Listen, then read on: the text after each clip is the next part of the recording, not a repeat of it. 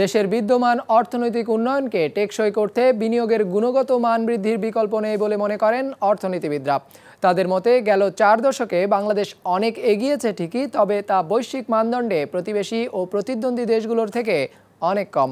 মঙ্গলবার বাংলাদেশ উন্নয়ন গবেষণা প্রতিষ্ঠান BIDS এর এক আলোচনায় এসব কথা উঠে আসে। অর্থনৈতিক প্রবৃদ্ধির চাকা ঘুরছে 7.5 ভাগের বেশি হারে, বাড়ছে মাথাপিছু আয়। খাদ্যে এসেছে স্বয়ংসম্পূর্ণতা, মাছ আর সবজি উৎপাদনে বিশ্বের প্রথম 3-4টি দেশের একটি এখন বাংলাদেশ। বাড়ছে রপ্তানি আর প্রবাসী আয়।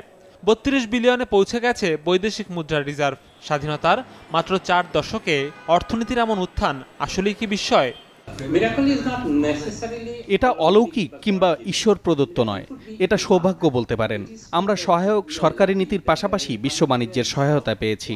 তবে এটাই বাস্তবতা যে সামাজিক উন্নয়নে প্রতিযোগী প্রায় সব দেশের চেয়ে কম বিনিয়োগ করে এই অর্জন এসেছে। তবে এটিকে টেকসই করতে এখন বিনিয়োগ ও তার গুণগত মান বাড়াতে হবে।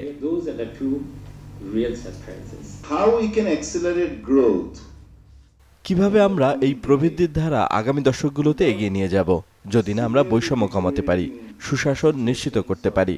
টেকসই প্রবৃদ্ধির এটাই চ্যালেঞ্জ। বৈঠকে ভিয়েতনাম, চীন কিংবা কম্বোডিয়ার মতো দেশের তথ্য তুলে ধরে বিশ্লেষকরা বলেন, একই অবস্থা থেকে যাত্রা শুরু করেও দেশগুলো এখন রপ্তানি কিংবা দারিদ্র্য বিমোচন সব সূচকেই বাংলাদেশ থেকে এগিয়ে আছে। ঘাটতি বাড়ছে সুশাসনেও, যদিও তা মানতে নারাজ পরিকল্পনা মন্ত্রী।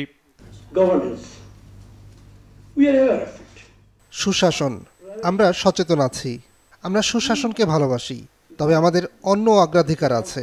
আমাদের অগ্রাধিকারে আছে দারিদ্র্য বিমোচন, অবকাঠামো নির্মাণ, বিদ্যুৎ, জ্বালানি। নিশ্চয়ই এসবের মাঝেই সুশাসন একসময় নিশ্চিত হবে।